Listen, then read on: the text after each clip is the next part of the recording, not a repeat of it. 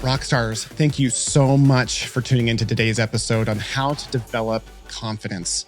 Confidence, as you know, Rockstar, is one of the key elements of being successful.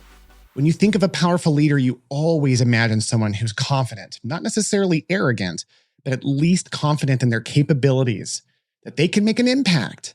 And so that comparison that we make oftentimes puts us in a place where we feel less than. How many people are listening to this right now feeling a sense of imposter syndrome, the sense that they're really pretending to be something that they're not? And if you're experiencing any kind of failure or invalidation from your team or in your personal world, it's only going to make it more real for you, that you don't feel confident, that there's something wrong with you or you'll never be as good as other leaders. Well, listen, Theodore Roosevelt said, anyone can be a powerful leader. Some people are born natural leaders. But rockstars, I am not one of them. I was told that multiple times by various coaches, in a nice way, of course. But the thing that they always reiterated, with me in particular, was that I was coachable and trainable. So if you're listening to this episode, you're coachable and trainable, because why else would you be listening? So I want to instill some hope in you. And we're going to teach you how to get confidence as a leader right now in a very short amount of time by quoting a guy named Dan Sullivan. The journey to confidence as leaders begins with a process called the 4 C's. The last C is having confidence. So where does it all begin?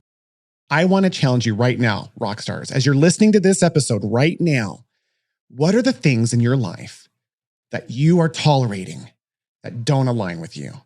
Because guys, listen, we're only as great as we tolerate. I'm going to say that one more time.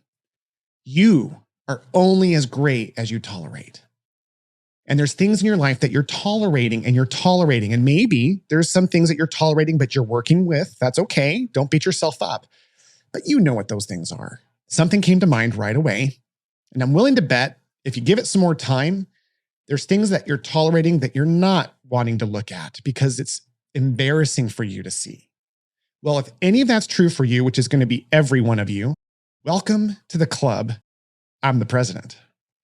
And if I can overcome anything, so can you. And so Dan Sullivan teaches this concept of the first C being a commitment to making a change. So let's talk just a second about commitment.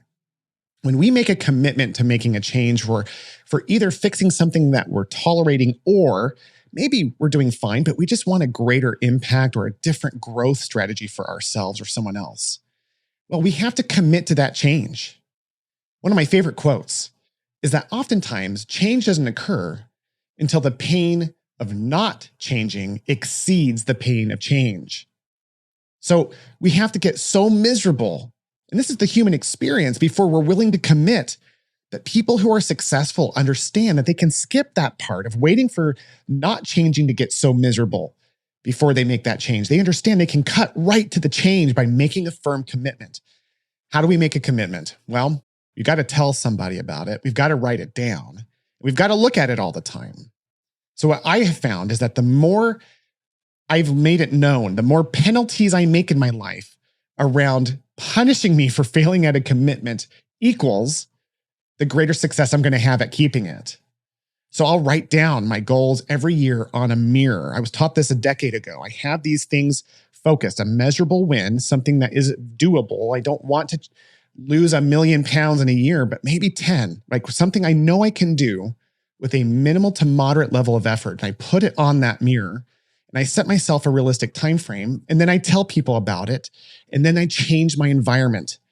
Guys, when we make commitments, one of the greatest tools we can make for creating success is to adjust our environment to help it make it easier for us to be successful. So for example, if I am going to want to get healthier, I want to eliminate all the food in my house that isn't going to be in alignment because environment absolutely predicts outcomes.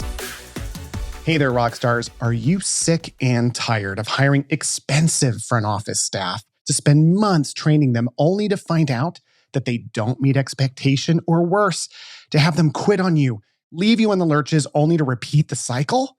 Then welcome to Virtual Rockstar, the only service created by a private practice owner for private practice owners and leaders to help them build their dream teams.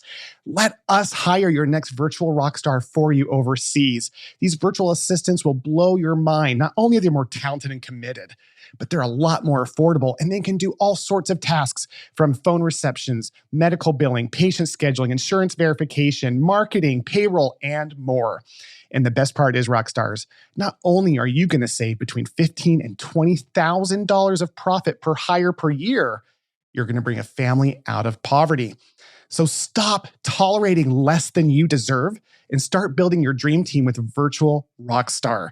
To learn more, email info@virtualrockstar.com. Again, that's info@virtualrockstar.com. There was a study that was done recently where a group of researchers wanted to see the impact of personality as it pertained to environment. So what they did is they found people in the streets of New York, and they went up to random people and they would hand them either a hot drink of coffee or tea or a cold drink, okay? And the researchers controlled it to where the people going up did it identically. They'd walk up and just say, "Hey, ma'am, can you hold this for me?" And when they held the cup, they'd walk away. And a minute later, someone would come up and say, "Could you please describe the personality of the person who came and handed you the drink?" And 80% of the people that were given a hot drink said that the person who showed up was warm and friendly. 80% of the people who were given a cold drink said that the person handed it to them was cold and distant. Our environment not only precipitates our success, but our perception of reality. And that's a different conversation for a different day. But when we make a commitment, we want to make it known, change our environment, and write it down and stick it somewhere where we're reminded constantly, almost programming ourselves to get there. Because once we make a commitment, then we have to find the courage to figure out the problems that we haven't figured out before. For example, one of my biggest decisions I ever made was paying a coach tens of thousands of dollars that I couldn't afford to make the change I wanted to make in my business. That tens of $1,000 effort returned on investment 10x, 20x, 50x. Because once I paid attention. Ever since then, I've never not had a coach. I've had over 30 coaches in the last 20 years. And every time I've paid, it hurts a little bit. Every time a little bit less, but man, I'm telling you, when we pay attention. And when we make a commitment of that magnitude, we find the courage to find a way. And what happens with courage is that we keep going. And so we try this thing called repetition. And in repetition, we develop capability, which is the third C. So once we make our commitment, we find the courage, and now we've got some capability.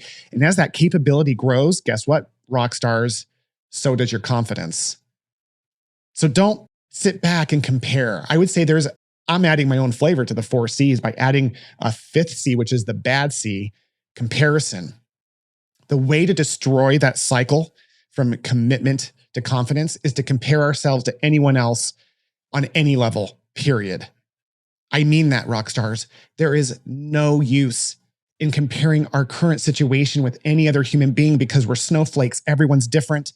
Their capabilities, their strengths, their gifts, their talents, everyone's so different. So when you see someone killing it at the game of life, especially at a younger stage, it can be intimidating and just demoralizing to the point where failure is inevitable. Remember, environment is the greatest predictor of success. So eliminate our environments from situations and people where we are going to compare ourselves to them. Stay, however, in a state of comparison to your past successes. The only comparison that's good, if not just good, but necessary in helping us go from commitment to capability and then to confidence, is to compare our current actions to where we were a year ago. So I'm going to do an exercise with you as you're listening to this or driving in the car. For a moment, think back. I want you to think back a year ago. Where were you? What were you doing?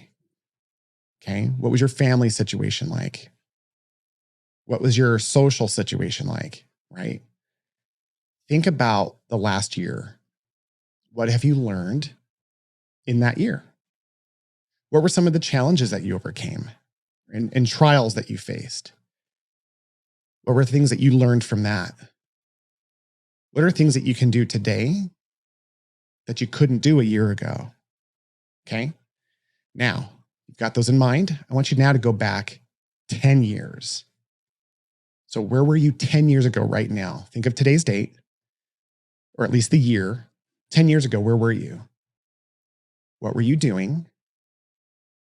And I want you to think about the highlight reel of that last decade. What were some of the major challenges that you faced?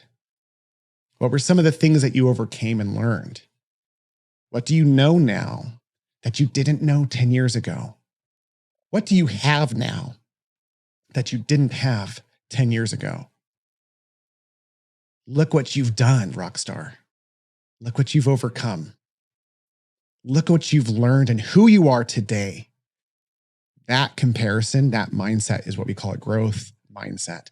We compare ourselves only to our previous self. And yeah, man, when we start looking forward from that place, that's where we can dream big. And I want you to dream big.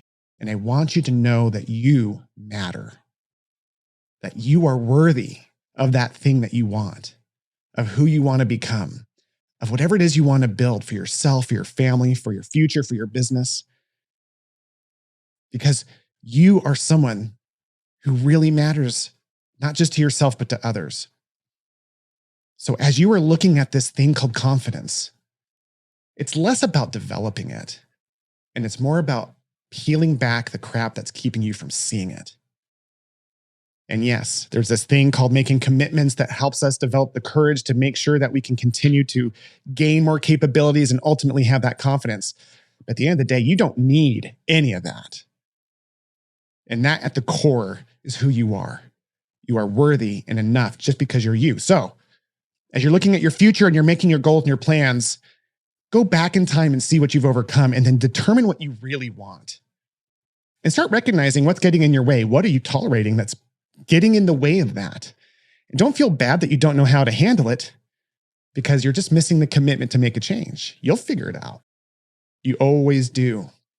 Rockstars, thank you so much for listening to today's episode. If you would like, I would love to see commitments that you're going to make in the comments below as a way of documenting it. Just let me know what it is. And if I can help in any way, let me know. Because I know what it's like to be in that position. I'm just in it with you. And I'm here to help in any way I can. That's who I'm committed to being. Guys, thank you for taking time to listen to today's episode. If you found today's information to be useful, could you take a minute and help me? I would love it if you could leave a podcast review in your app so that other people who are looking for this information can find it. Plus, my dream is to have the largest network of medical entrepreneurs and leaders in the world so that together we can change healthcare to make it better for all. So in addition, if you can think of anyone that you could send this to, not only would that mean a lot to me personally, but it would build this network so that we can make healthcare the way that we want it.